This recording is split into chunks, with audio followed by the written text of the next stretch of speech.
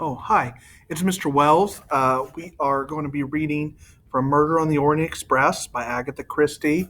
We're getting closer and closer to the end where Hercule Poirot, the world's most famous detective, is going to solve the mystery on the Calais coach. Um, Make sure you're filling out your sheets for ELA. I think that is a 25-point assignment for the whole thing. So we've got part three. Hercule Poirot sits back and thinks, and now we're on chapter two of part three, which is 10 questions. On the paper was written, things needing explanation. Number one, the handkerchief marked with the initial H. Whose is it? Number two, the pipe cleaner. Was it dropped by Colonel Arbuthnot or by someone else? Number three, who wore the scarlet kimono? Number four, who was the man or woman masquerading in wagon lit uniform? Number five, why did the hands of the watch point to 1:15? Number six, was the murder committed at that time? Seven, was it earlier? Eight, was it later? Number nine, can we be sure that Ratchet was stabbed by more than one person? Number 10, what other explanation of his wounds can there be? Well, let us see what we can do, said Monsieur Bach, brightening a little at this challenge to his wits. The handkerchief, to begin with. Let us by all means be orderly and methodical. Assuredly, said Poirot, nodding his head in a satisfied fashion. Monsieur Bach continued somewhat didactically. The initial H is connected with three people, Mrs. Hubbard, Miss Debenham, whose second name is Hermione, and the maid, Hildegard Schmidt. Ah, and of those three? It is difficult to say, but I think I should vote for Miss Debenham. For all one knows, she may be called by her second name and not her first. Also, there is already some suspicion attaching to her. That conversation you overheard, mon cher, was certainly a little curious, and so is her refusal to explain it. As for me, I plump for the American, said Dr. Constantine. It is a very expensive handkerchief, that, and Americans, as all the world knows, do not care what they pay. So you both eliminate the maid? Asked Poirot.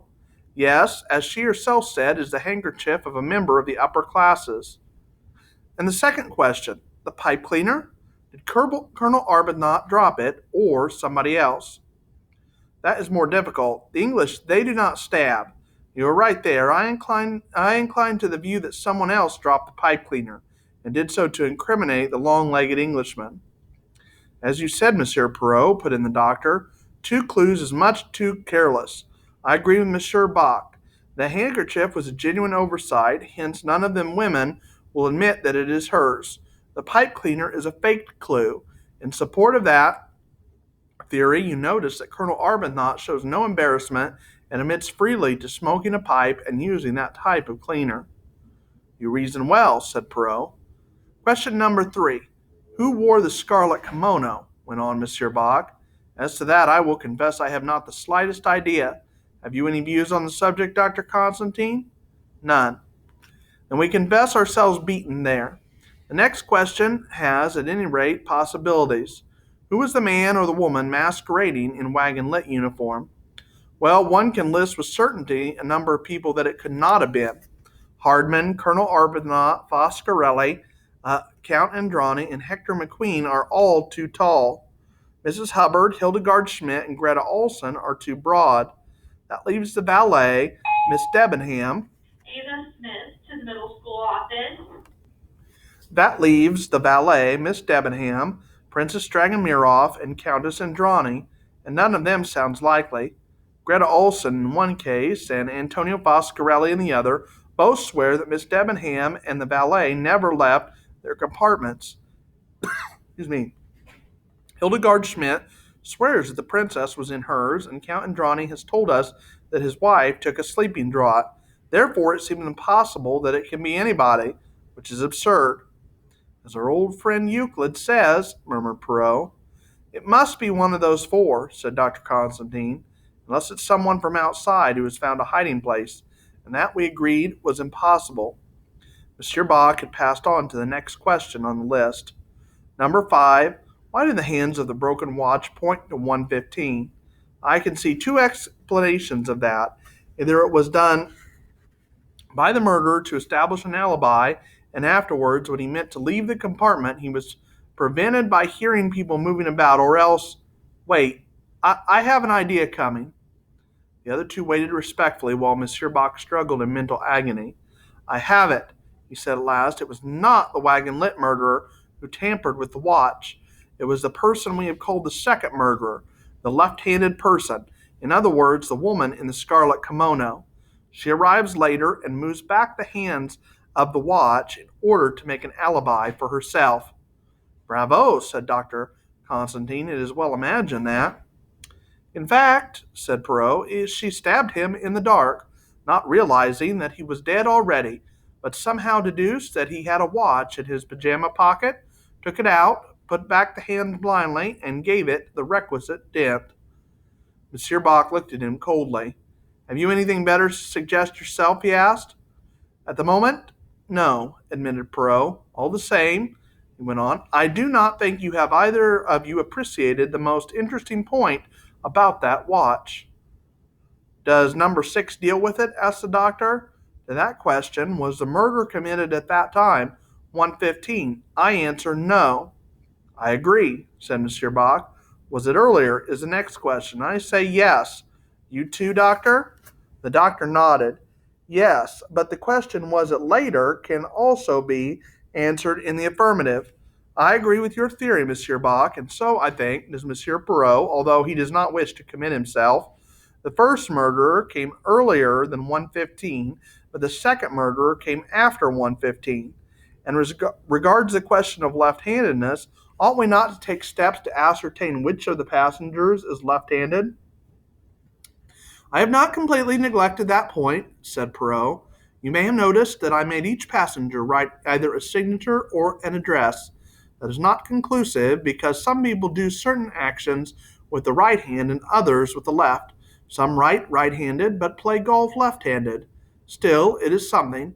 Every person questioned took the pen in his or her right hand, with the exception of Princess Dragomirov, who refused to write. Princess Dragomirov. Impossible, said Monsieur Bog. I doubt if she would have had the strength to inflict that left-handed blow, said Dr. Constantine dubiously. That particular wound had been inflicted with considerable force. More force than a woman could use? No, I would not say that, but I think more force than an elderly woman could display, and Prince Dragomirov's physique is particularly frail. It might be a question of the influence of mind over body, said Perrault. Princess Dragomirov has great personality and immense willpower, but let us pass from that for the moment. Questions number 9 and 10. Can we be sure that Ratchet was stabbed by more than one person, and what other explanation of the wounds can there be? In my opinion, medically speaking, there can be no other explanation of those wounds. To suggest that one man struck first feebly and then with violence, and first to the right and then to the left, and after an interval of perhaps half an hour inflicted fresh wounds on a dead body, well, it does not make sense. No, said Perrault, it does not make sense, and you think that two murderers do make sense. As you yourself have said, what other explanation can there be? Perrault stared straight ahead of him. That is what I ask myself, he said. That is what I never cease to ask myself. He leaned back in his seat. From now on, it is all here. He tapped himself on the forehead.